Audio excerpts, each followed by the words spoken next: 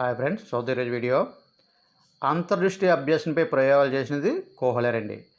సంవత్సరం 1914. ఏ జంతువుపై అంటే సుల్తాన్ అనే సింపంజితో పాటు ఇతర జంతువులు. ఇతను రచించిన గ్రంథం the mentality of apes. Next project పద్ధతిలో ఉపయోగించే అభ్యసన పద్ధతి అంతర్దృష్టి అభ్యాసం అండి.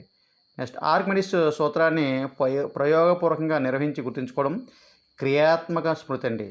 నెక్స్ట్ ఈ సిద్ధాంతం ప్రకారం వ్యక్తిగత తారతమ్యాన్ని బట్టి అభ్యాసం జరుగుతుంది. కార్యశాత నిబంధన అండి. నెక్స్ట్ నిబంధిత ఉద్దీపన ఇచ్చిన తర్వాత నిర్నిబంధిత ఉద్దీపన ఇవ్వడం మానేస్తే క్రమేణా నిబంధన నశించడాన్ని ఏమంటారు? విరమణ లేదా విలుప్తీకరణం అండి. Next the psychology of learning and instructions అనే గ్రంథం రచించింది డ్రిషికో అండ్ క్రాఫర్డ్.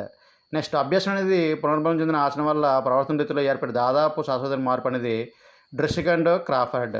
నెక్స్ట్ అనుభవం శిక్షణ ద్వారా ప్రవర్తనలో మార్పు జరిగే చర్య అనేది ఈ డెఫినిషన్ ఇచ్చింది హిల్గార్డ్ అండ్ హంటర్ అండి.